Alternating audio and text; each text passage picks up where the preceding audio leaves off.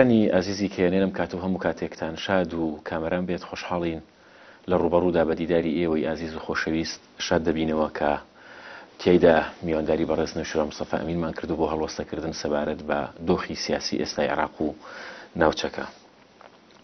کاگنشان زۆر سپاس بۆ ئەو دەرفەتە بە یەکەم پرسیار لەو پرسیارەوە دەست پێ بکەم کە لە ماوەی ڕابردوودا قسەیەکی زۆر لەسەر ئێوە و لەسەر بزوتنەوەکەشان دەکرێت کە بە جۆرێک لە جۆرەکان بێدەنگ بوون لە ئاست دۆخی سیاسی هەم عێراق هەم هەرێمی کوردستان. بۆچی بێدەنگیتان هەڵبژاردووە لە ماوەی ڕابردوودا؟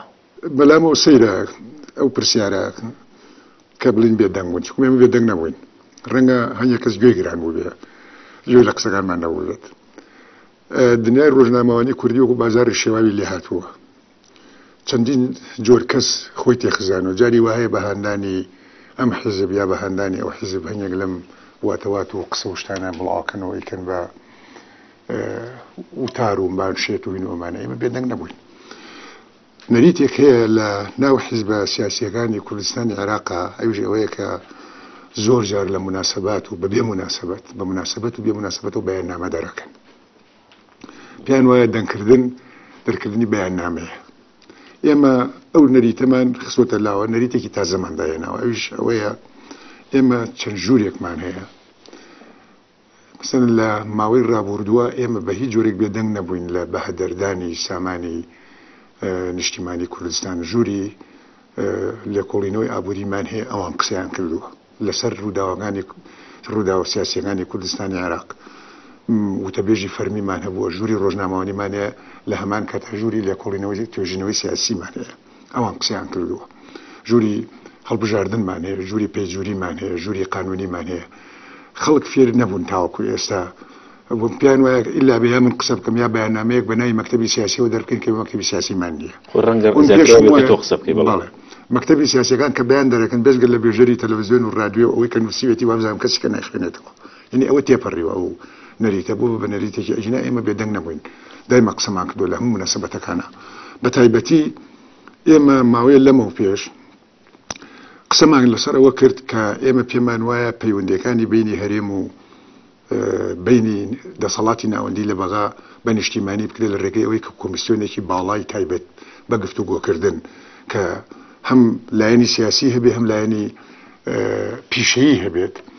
و ئەمە دەستگایەکی تەرخانکراوە بێ بۆ گفتوگۆکردن لەسەر ئەو کێشانەی لە بینی هەرێم و لە بینی ناوەندا هەیە. داوای لێک ئێمە بە هاوکاری لەگەڵ لایەنەکانی تری ئۆپۆزیسیۆنە پرۆژەی قانونێکمان ئامادە کرد بە تەما بووین لە پەرلەمانە فراکسیۆنەکانی پەرلەمان ئەو مەسەلەیە بەرناوێ. ئەمەیان داوایان لێکردین کە بۆی بێ بە پرۆژەیەکی نیشتیمانی لە ڕێگەی ئەنجومەنی وەزیرانەوە بێ. دامان بە ئەنجومەنی وەزیران وەکو هەموو شتەکانی تر کردیان بە کاریکاتێرێکی ناشرین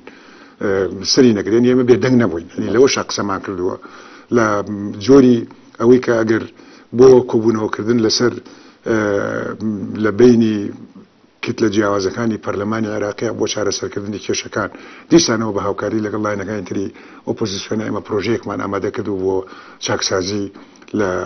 لە باری سەرنجی خۆمانەوە. ئەو شتانەمان هەموو باس کردووە، بەڵام ماوەتەوە سەر ئەوەی کە ڕەنگە لە ماوەی ڕابردوودا من قسەم نەکردبێ. ئەوش بەهۆی خۆڵبارانەوە وەکو هەموو جارێکەوە مناسبەتی هەڵە بژێرن کە خۆڵباران هەیە بۆ گفتوگۆکردن. زۆربەی جار واکرێتەوە کە خۆڵباران لە کاتی ڕوبەڕوو. بەڵێ کاگنشان لەسەر قەیرانی ئێستای عێراق کە ماوەیەکی زۆرە هەم هەرێمی کوردستان هەم عێراق هەم تەنانەت ناوەندی میدیایی و سیاسی هەمی بەخۆیەوە سەرقەڵ کردو. پێت وایە ئەزمەی عێراق بەشوێ دەگاوە خوێنەوەی ئێوە چییە بووی؟ ناکۆچی لە بینی کورد و لە بینی حکوومەتی مەرکەزی عێراقا لە ساڵی 1920 لەوەتی دەوڵەتی عێراق دامەزراوە. ئەم ناکۆچە هەیە. ناکۆچێکیان لەسەر ئەرزە، ینی لەسەر سنووری جوغرافی کوردستانە. ناکۆچێکی تریان لەسەر دەسەڵاتە، جۆری بەشداریکردنی کورد لە دەسەڵاتی ناوەندیان لە بەغا. ناکۆچێکی تریان لەسەر جۆری دابشکردنی سامانە، سەرۆت و سامانە لە عێراقا. ئەم ناکۆچیانە بە درێژایی 60 ساڵی ڕابردوو هەبووە لە بینینا و جەوهەری ناکۆچەکانی بینی کورد و حکوومەتی بەغا لەسەرەوە بە زۆری شۆڕشەکانی کوردیژە لەسەر ئەو مەسەلانە بووە. ئەم مەسەلانە وەکو لە دوای ڕوخانی ڕژێمی بەعسیش دیسانەوە چارەسەر نەکران و بە حەڵنەک بە هەڵپەسێراویمانەوە. لەبەرەوە هەموو جارێ حکوومەتی عێراق ئەتوانێت یەکێک لەم کێشانە بخۆڵقێنێت، کێشەیەکی گەورەی لێ دروستکە، هەروەها لە تەرەفی کوردیشەوە ئەتوانن ئەم کێشانە بیخۆڵقێنن. زۆر جار بەغا بۆ ئەوەی ئەزمەی داخلی خۆی تەزدیر بکات بۆ هەرێمی کوردستان مشکلەی دروست کردووە. زۆر جاریش سەرکردەکانی کورد بۆ ئەوەی ئەزمەی داخلی لە ناو کوردستانی عێراقەوە نەقڵکەن بۆ جێگایەکی تر وا بکەن کە خەڵک باسی نەکات. بە تایبەتی لە ماوەی ساڵی ڕابردووە ناڕزایی کۆمەڵانی خەڵک گەیشتە پلەیەکی زۆر بەرز. ناڕزایی خەڵک دژی گەندەڵی بە هەموو جۆرەکانیەوە، داواکاری عەدالەتی اجتیماعی، داواکاری شەفافیت لە میزانیە، داواکاری شەفافیت لە گرێبەستەکانی نەوت، داواکاری شەفافیت لە پەیوەندیەکانی بینی هەرێم و بینی دەوڵەتانی دراوسێ. ئەمە گەیشتە حدێکی زۆر کە خۆپیشاندان و ناڕزاییەکی زۆری لێکەوتەوە. سەرکردایەتی پارتی لە 20 ساڵی ڕابردووە استراتیژێکیان هەبوو بۆ ئەوەی کە حکمی بنەماڵە لە کوردستانە بچەسپێنن. هەمیشە کارێکی وایان کردووە، زۆر جار شەڕێکی دەرەکیان دروست کردووە. ئەم شەڕە دەرەکیە جاری وا بوو لەگەڵ بەغا بووە، جاری وا بوو لەگەڵ ئێران بووە، جاری وا بوو لەگەڵ تورکیا بووە. ژینێکی گەورە دروستەکەن، یعنی بۆ ئەوەی کە خەڵک داواکاریەکانی خۆی لە بیر بچێتەوە لە پەنای ئەمە مەرامەکانی خۆیان جێبەجێ کردووە. مەسەلەن ئەم جارە لە پەنای ئەم شەڕێک کە لە نەورۆزەوە دەستیان پێ کردووە تاوەکو ئێستا،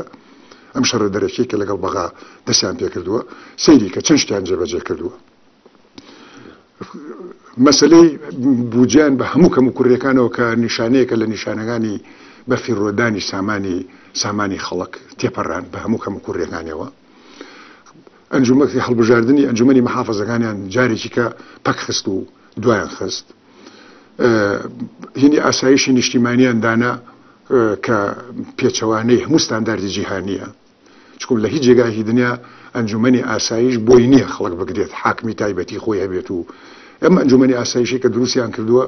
ئەگەر کەسێک لە ناو بازارە دوکانارێ شت بە گرام فرۆشی ئەتوانن بیگرن، مامۆستایەک لە جامیعە قسە بکات بە دڵیان نەبێ ئەتوانن بیگرن بە ناوی ئاسایشی هەرێمەوە. کەسێک مەسەن ڕۆژنامەنووسێ شتێ بنووسێ ئەتوانن بیگرن، مەلایەک لە مزگەوتێکا قسە بکە ئەتوانن بیگرن. یعنی خۆلاسە دەسەڵاتێکیان ناوەتێکە لەسەر و هەموو دەسەڵاتەکانی ترەوەیە، لەسەر و دەسەڵاتی تەشریعیەوە، لەسەر و دەسەڵاتی قەزاییەوە، لەسەر و دەسەڵاتی تەنفیزیەوەیە. ئەمانیان هەموو لە پەنایەوە لەسەر و هەموو ئەمانەشەوە گرێبەستی نەوت و چەند گرێبەستێکی تریان بە ژێربەژێر لەگەڵ تورکیا تێپەڕان بۆ ئەوەی ئەمانە داپۆشن. ئەم شەڕەدەرەشیان دروست کردووە لە بینی هەرێم و لە بینی بەغا بە ناوی ئەوە کە ئەبێ ئێمە هەمومان یەک ریزی کورد پارێزین، یەک ریزی کوردیش لەلای ئەوانیانی ئەوەی کە سەرۆکی هەرێم چی ود ئێمە بڵین ئەشەویلا ڕاستە و بچین پشتیوانی بکەین و تەئیدی بکەین و ئەمانە. ئەمە بەچی چارەسەرەکرێ؟ بەو چارەسەرەکرێ کە جارێکی کە بگەڕینەوە بۆ ئەوەی کە فعلەن چاکسازی ڕیشەی لە کوردستانی عێراق بکەین، چاکسازی بکەین لەوەی کە ئێمە دەستورێکی باشمان هەبێت، دەستورێکی ڕێکوپێک بۆ هەرێمی کوردستان دابنین کە بەلایەنی کەمەوە لە 20 ساڵی داهاتووە پێویستی بە تعدیل نەبێت.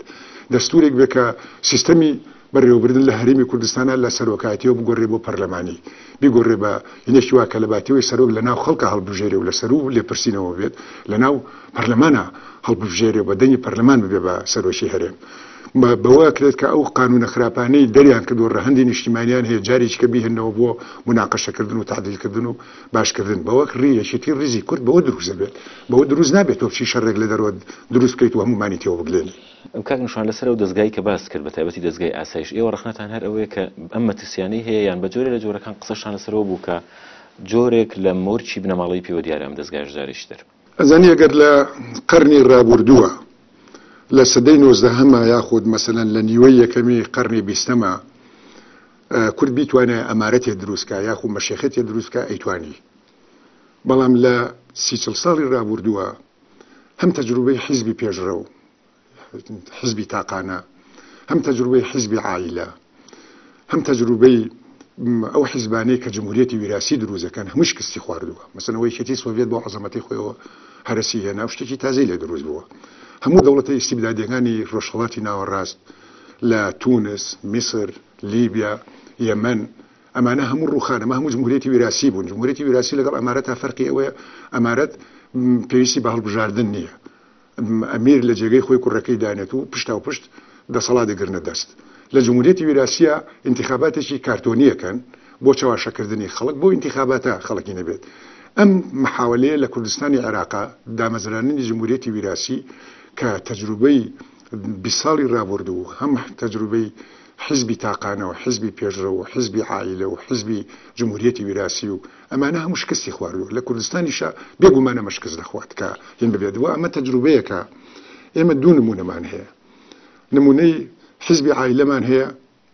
کە لە پاکستان و لە هەندستان و لە لوبنان جێبەجێکراوە ئێمە زۆر بەلامانەوە ئەمە تەجروبەیەکی گرنگە و بەشێکە لە سیستەمی سیاسی وڵاتانە لە کوردستانی شتێکی مەقبوڵە بەڵام ئەوانە هەر وەختێک لە هەڵبژاردنە ئەیبنەوە حکوومەت دروستەکەن کە لە هەڵبژاردنە نایبنەوە ئەبن بە معارەزە جمهوریەتی ویراسییان دروست نەکردووە خۆ لە پاکستانی ژیانتوانی جمهوریەتی ویراسی دروستکەن لە هندستانی ژیانتوانی جمهوریەتی ویراسی دروستکەن لە لوبنانی ژیانتوانی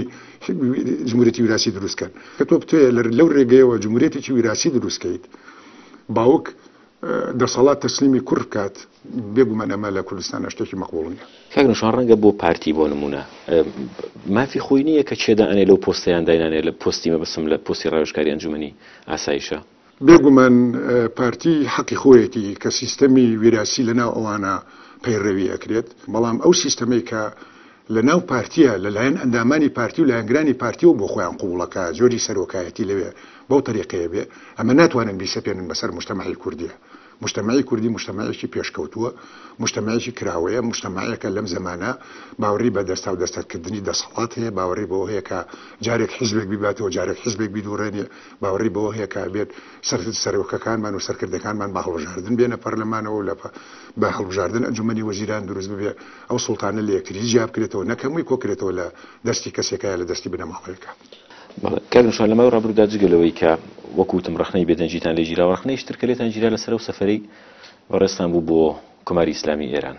تەنانەت بەوە ناوزت کرا کە ئەم سەفەرێکی نایاسایی و ناتەندروستە لە حزوری حکوومەتێکی فەرمیە کە لە هەرێمی کوردستانە بەرقەرارە هەیە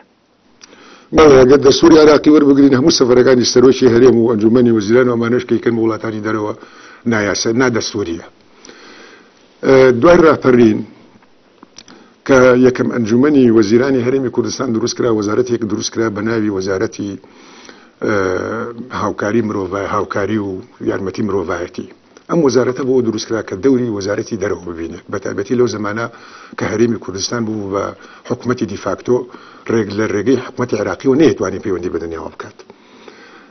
ئەو کاتە چوار دەوڵەتی گەورەی دنیا موافقەتیان لەسەر وەکرد کە نوێنەرایەتی هەرێمی دەبێت لەوانە ئەمریکا فەرەنسا بەریتانیا ئەڵمانیا دوو حیزبە دەسەڵاتدارەکەی ئەو زمانە کە نیوە بە نیوە ئەنجومەنی وەزیرانیان پێکهێنابوو ئەم چوار نوێنەرایەتیان دابەش کرد لە بینی خوانە دوان بۆ ئەو دوان بۆ ئەو بەڵام لە هەرێکێکیانە حیزبەکەی تر حیزبی منافیس جێگری دانابوو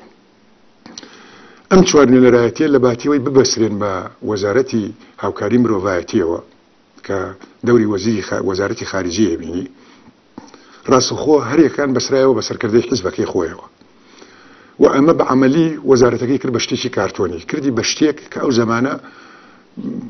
بۆ پەیوەندیکردن لەگەڵ بەعجێک لەو ڕێکخراوە بێگانانەی کە لە کوردستانە کاریان نەکرد بۆ واستەکردن بۆ تەعیینکردنی سایەقەیەک فەراشێک حارسێک شتێکی لەو بابەتانە کە بە تایبەتی ئەو زەمانە ژیانی خەڵک زۆر سەخت بوو وەزارەتەکان کلۆر کرد پەیوەندیەکانی دەروان هەموو بەستەوە بە سەرکردەی حیزبەکان خۆیانەوە کە شەڕی ناوخۆشی بەسەراهات ئەمە بوو دوونیمە بوو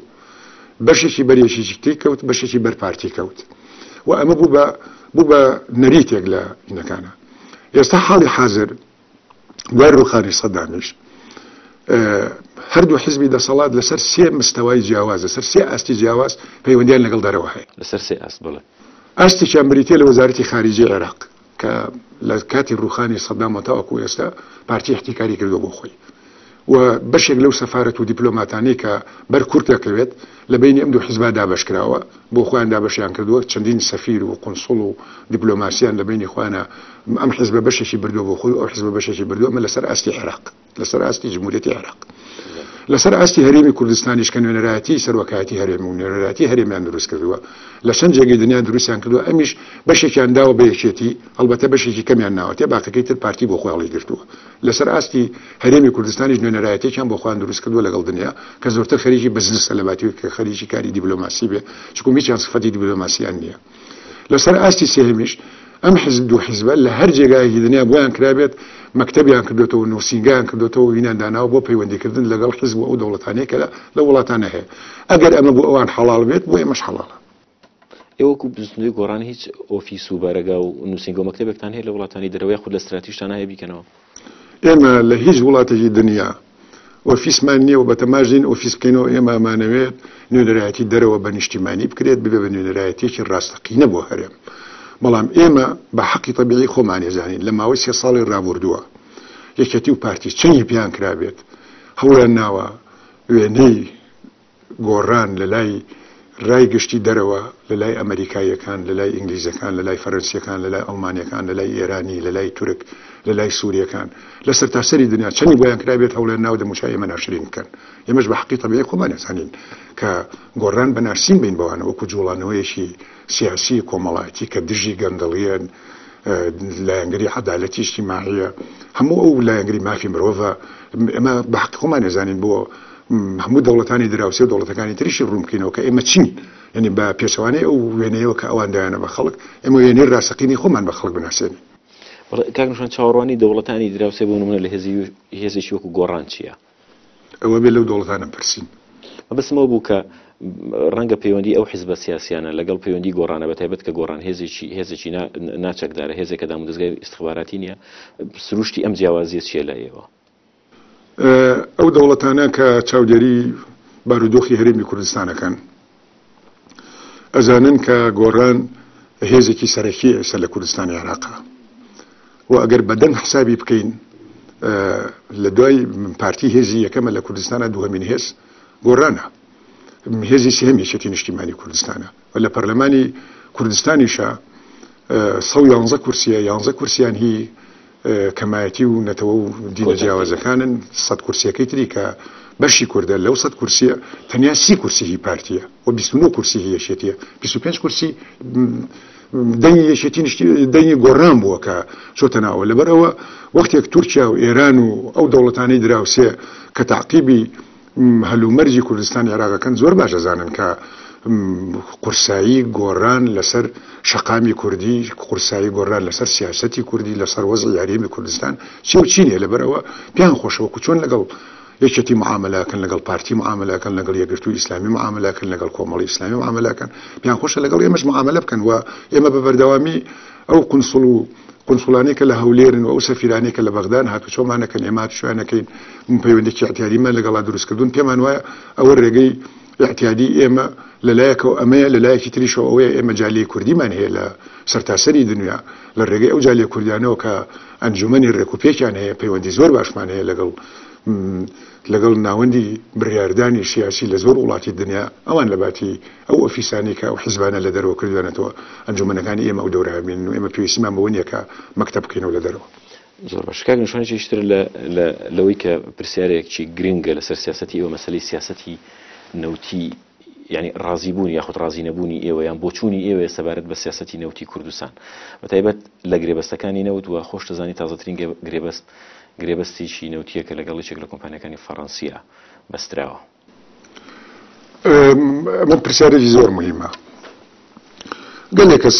نێویان کرد گلەی ئەویان کرد کە ئێمە بۆ ئاشتی هەورامیمان بینی و ئاشتی هەورامی وەزیری سامانە سروشتیەکانی هەرێمی کوردستانە نەک ئاشتی هەورامی هەر وەزیرێکی تریان بێوێ ئێمە ببینن ئێمە بە خۆشحاڵیەوە پێشوازیشی لەکەین ئەیبینین گوێشی لەکرین بەڵام بینینی ئەوانە بەمانایەوە نیە ئێمە لەگەڵی ڕێکەوتونیان لەسەر باری سەرنجی ئەو ئەمە ئەتوانین لە دوو لایەنەوە باسی بکەین یەکێکیان ئەوەیە من ئەمێ لە مناسبەتە سیاسەتی بزوتنەوەی گۆڕان دەربارەی پرسی نەوت لە کوردستانی عێراقا پرسی نەوت و غاز ڕوون بکەمەوە ئەوی تریشیان پەیوەندی بۆەوەیە کە ئێستا چۆن ڕەفتار لەگەڵ پرسی نەوت دەکرێت لە کوردستانی عێراقا ئێمە